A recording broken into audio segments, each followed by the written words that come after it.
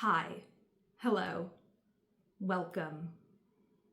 It is 2025, and I want to talk about the reading that I did in 2024. Most of the books that I read last year were for this channel experience that we have here.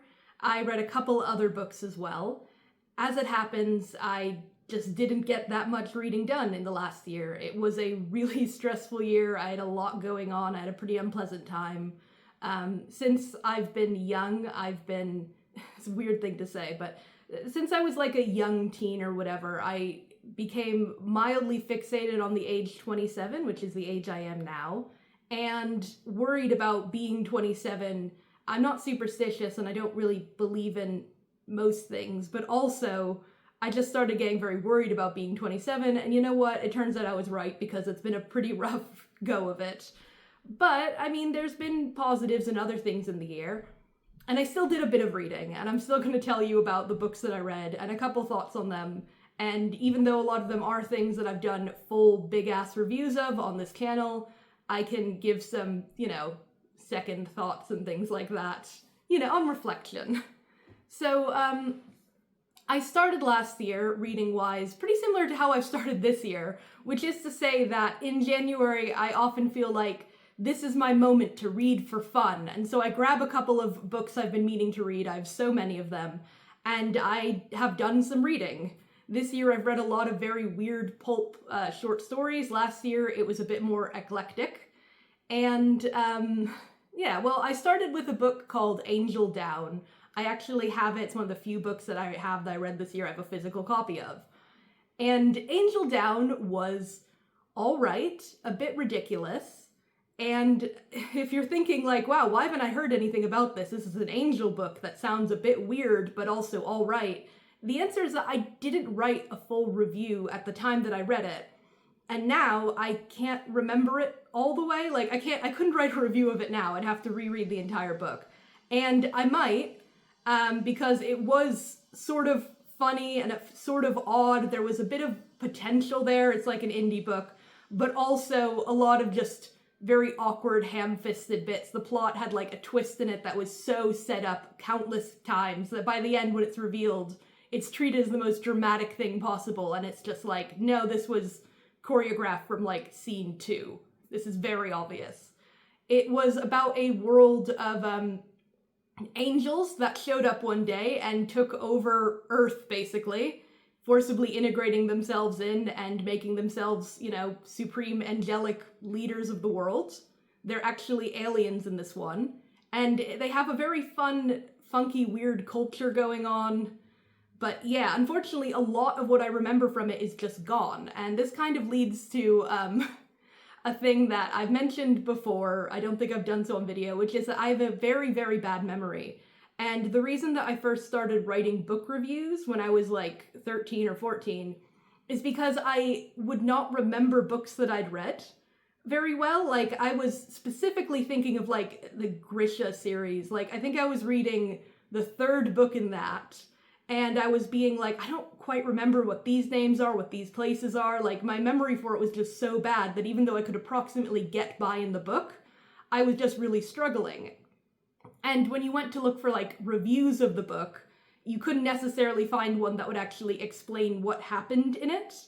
And it was a lot harder, with many books, it's quite hard to find an online summary anywhere to refresh yourself. So when I first started writing reviews, it was kind of a practice method for me to both remember the book better by thinking and writing about it more, but also to create something I could go back and look at and remind myself of what had happened.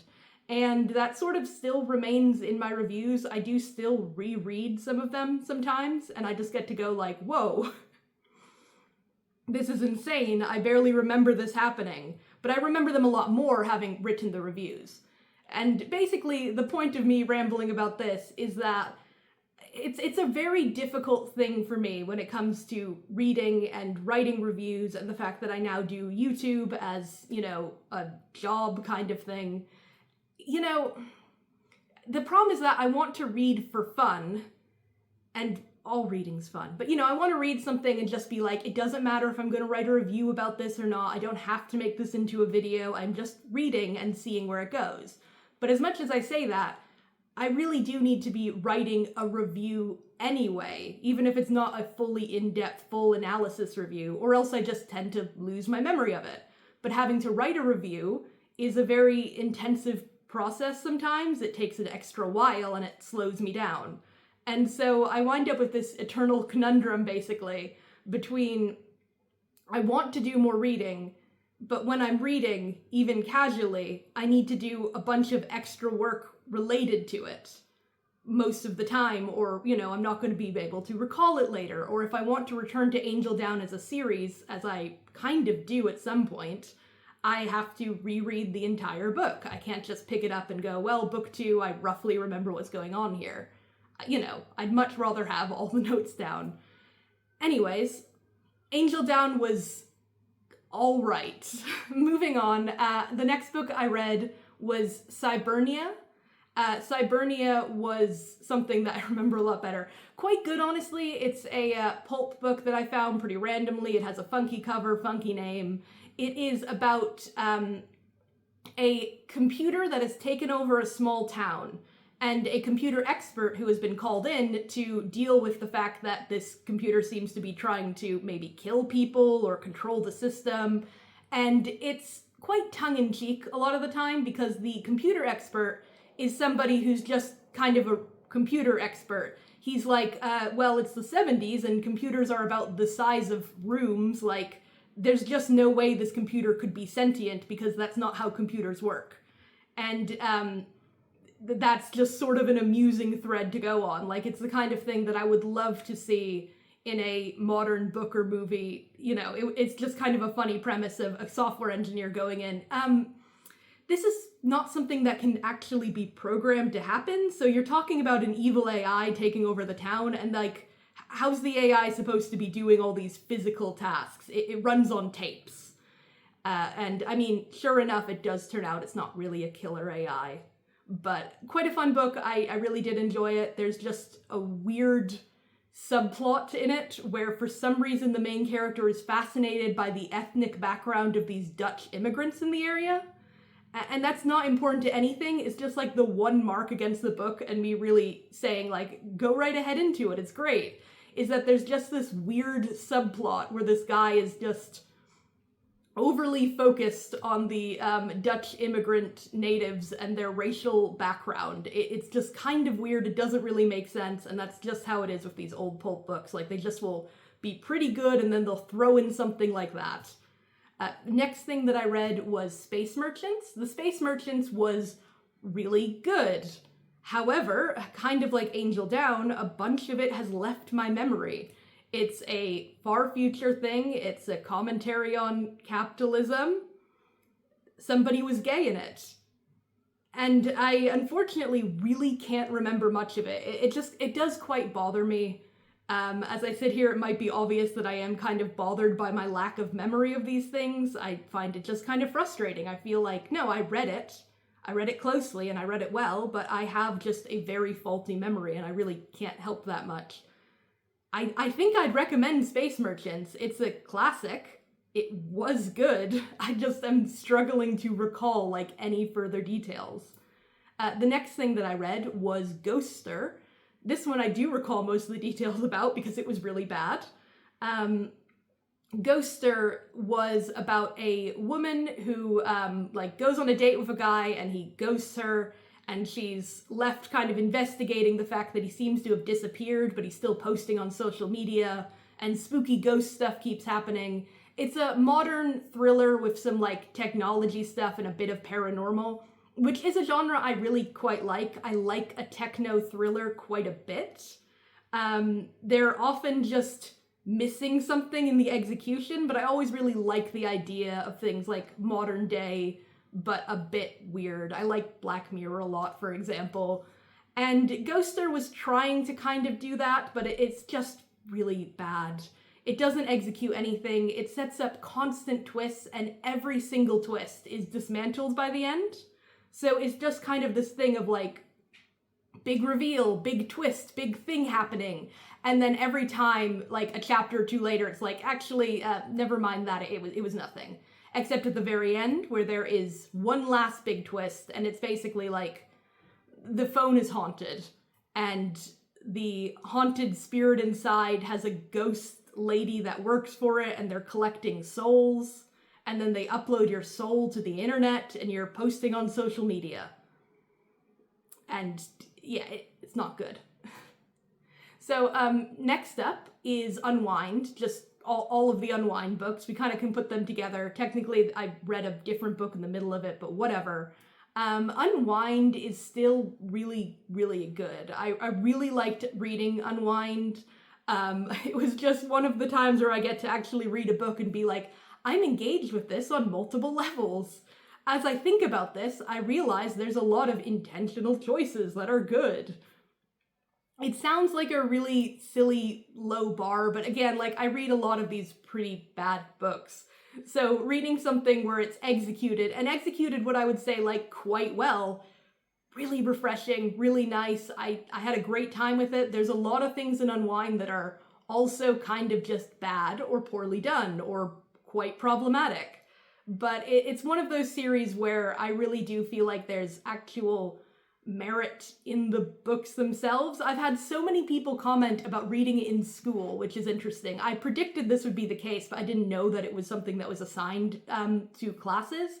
And it turns out it was all over the place. And one interesting thing is that it was assigned in a lot of religious schools, which kind of shows that a lot of people really don't know where it sits on abortion, because it definitely was presented as an anti-abortion book, I guess, to some of these religious schools, which is 100% not the point.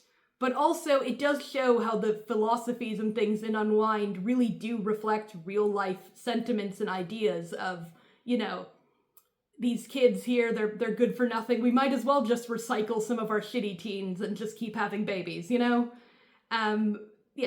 really, really enjoyed Unwind quite a bit. I think that it just is one of those series where it nailed a lot of the things it was trying to do, and the author actually had a lot of different angles and ideas to his world.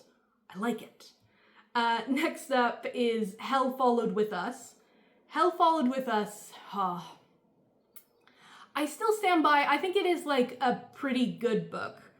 The thing is that when I say it's a good book, I mean that in... Good is such a nebulous term, isn't it?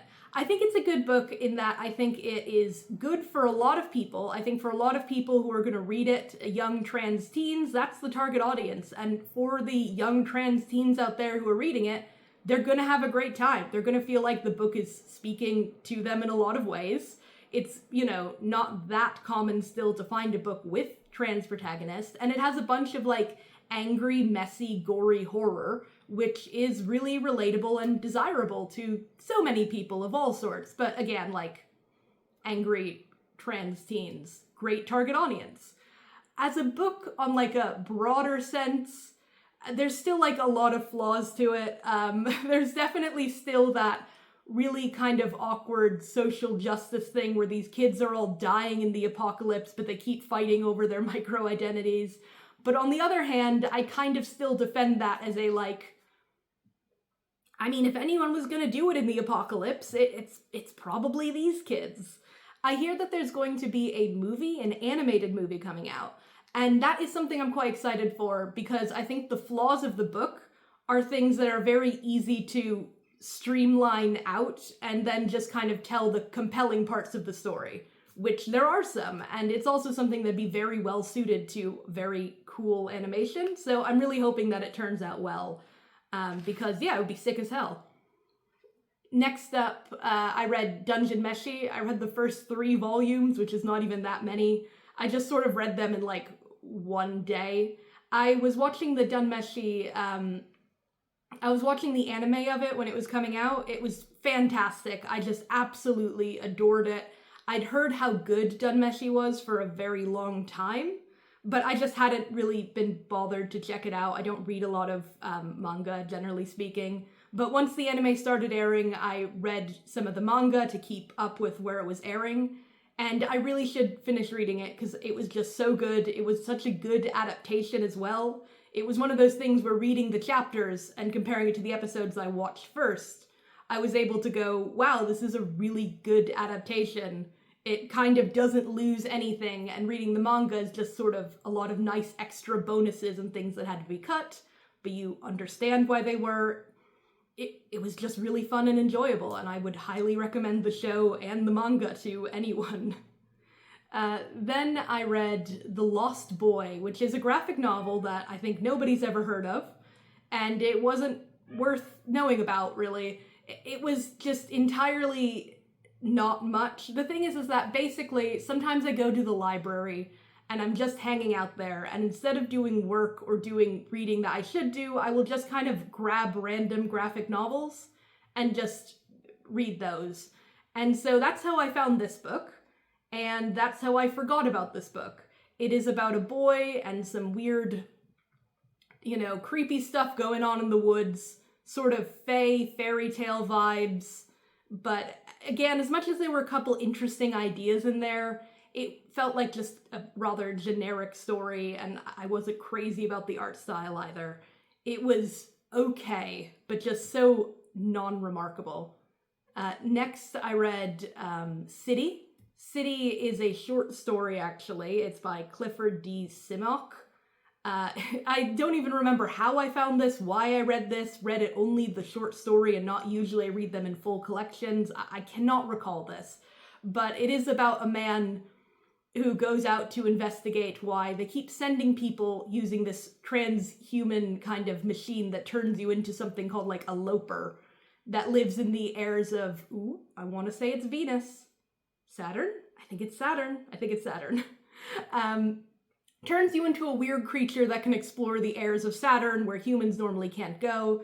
They keep sending people through this machine to scout out and report back, and no one has returned. So finally, this man decides to go, and also he takes his dog. And that's just kind of it. Like, I won't go into the further of it. It's a short story, so again, there's one or two more details after that point. But it was really original, really fun, really enjoyable. I feel like when I talk about things I like, I just say really good, really fun, yay! Which is one of the reasons where I'm always self-aware of this, and I want to practice talking about things that I like and recommending them more, but I always struggle to do it so much more than talking about things I don't recommend, where I find it so much easier to analyze and think of where I found a problem with something versus when it's executed well, I just go, yeah! But yeah, no. It was a good story. And similar to good stories, I then read I Have No Mouth and I Must Scream, which is an absolute classic. I brought it up when I was discussing Unwind, because I Have No Mouth and I Must Scream, as just a sentence alone, to me is the epitome of body horror and the idea of body horror, what it is as a concept. Because a lot of people just think of body horror as anything that is a body that looks a bit different or even a bit freaky. And I think that is obviously still under body horror, but I think that like the true essence of it is around transformation, about things not being what they should be and things not being what you want them to be. And then the dynamic of power, ability, self that has been changed in the process. So I Have No Mouth and I Must Scream is so much of a, like, something has gone and happened to me. Something has changed that is outside of my control, and the one thing I can do to act on it has also been removed from me. And that's pretty fucked up. It's a good short story. It does fall into body horror very much, though it's not as much of the traditional modern idea of it, I suppose.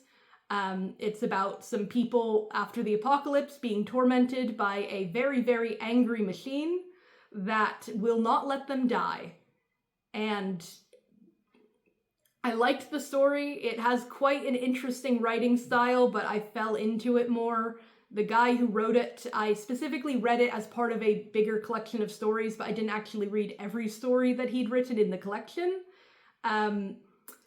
He certainly has a very, very strong voice that I quite like. Reading his letters and his, like, opinion on the story, I read some of his, like, I think there was a foreword to it, certainly gives you a picture of his character, which is something that I both admire and also don't think that I'd get along with. but the story was good. And then I read The Ables. Oh God. Actually, I own the Ables. I forgot to put it on my shelf over here. The Ables still holds up as one of the worst books I've ever read.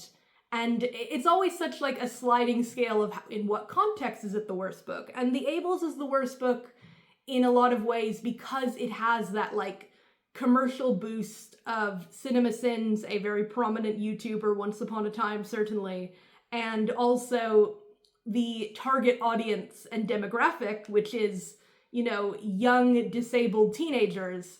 And then you add to that, also it's so bad and is really offensive to the target demographic that it is trying to not really appeal to, more like write for, without actually writing. It's just, The Ables, nobody's really tried to defend it. A couple people have. They've gone in comments and said things like, well, at least he tried. At least he was trying to do something. And I would argue with that, no. He was not trying. He was writing, and he was trying to write something, but what he was trying to write was his vision of a story, not a story that was at all influenced by research, talking to people, anything outside of his view of, this is my story, and here's some things that happen in it, in like a closed little bubble, not considering, I don't know, the internet and the power of just searching things up. I am still kind of like, maybe I will read the other books in the series. It's certainly a potential out of just, I guess, morbid curiosity. Part of me assumes he must have improved during them. I don't really know how or why this would have happened. And honestly, a lot of the reviews, at least that you see at first when the book came out, were positive, but presumably somebody talked to him at some point about disability, right? Like, he must have gotten some feedback of like, dude, no. And maybe it got better? I think it will still suck. But there is that morbid curiosity inside me because there are 2 more books. And I think a 4th that is meant to be coming, and I don't know if we're ever gonna get. I then finished out the year with Sky Shade, of course. Sky Shade, I don't know. There was something beautiful about it. Not about the book, but I did find the process of it, of looking at it, of analyzing it, of being both kind of frustrated, but almost like giddy and ecstatic about just how bad it was. And it definitely is the case that Lightlark, as it's gone on, has become more and more of a clear picture of what are the flaws going on here. What is she doing wrong repeatedly, time and time again? Like, why is this not half-heartedly coming together in like a very boring way? Like when you read a lot of bad paranormal 2010s romance, you know, I don't need to say romance twice. When you read a bunch of those books like I have, usually the first book is really bad. Yes. And then the later books in the series will continue that trend, but they will kind of just level out. It'll feel like a lot of filler content, which Lightlark definitely has, but also just not really anything as dynamic. I mean, Hush Hush did the same plot like 3 times in a row. At one point they used amnesia to just further do the original plot of the first book. They don't tend to go to wild new places, whereas Sky Shade and Lightlark in general feel very much like they're influenced by Alex Astor's current interest. And by interest, I mean thing that she's seen recently or read recently, not something she's researched or pays high attention to. Just simply a concept that has crossed her mind and she's been like, that'll do.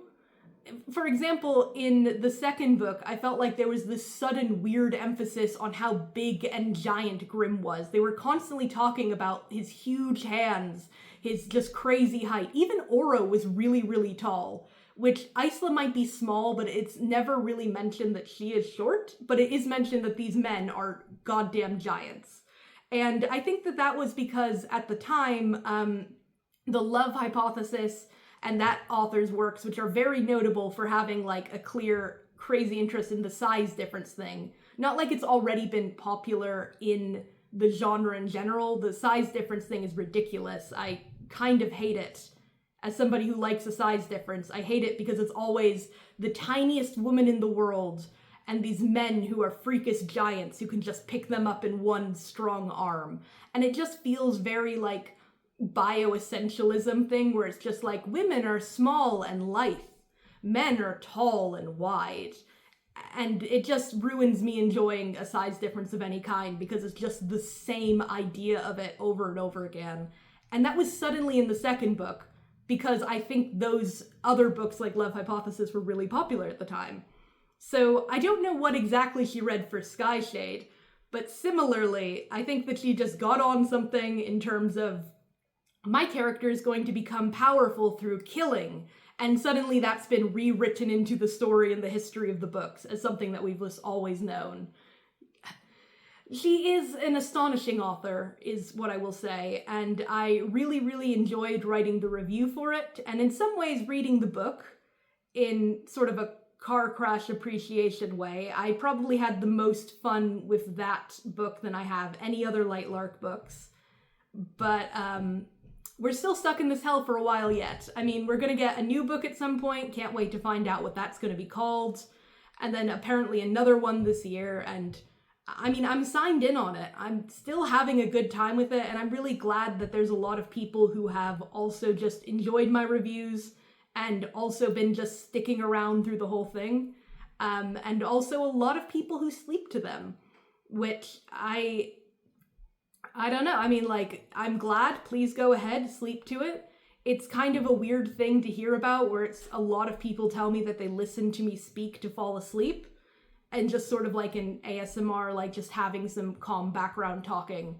And I'm perfectly okay with that. Like, I'm happy to help, but it is kind of odd to consider. It is kind of nice though, because I have been bullied for my voice before. I've definitely had people act very odd about my maybe lisp thing. So, you know, it's actually been really unexpected, and maybe that's where the weird feeling about comes from, that people like my voice at all, that they would listen to it and want to be able to sleep to it, is surprising. Anyways, I've just been rambling a lot on this, as is pretty obvious. It's been a really rough, crazy year. I've had a pretty rough start again. I was ill for most of January. I'm gonna get back to it. I'm hoping that I'll be able to read more this year, but I'm not gonna set myself a bar that I have to meet because that's not really a realistic way of me living my life. Like, the thing is that can be forgotten, but it's never gone, is the fact that I'm just like a very ill person. I have physical illness, disability kind of thing. I have mental illness. Just a lot of things that just get in the way of leading a life where I'm able to put out as many videos and book reviews as I wish I could. But I'm just gonna kind of keep doing my best, and I'm hoping that this year will be all right. Thank you.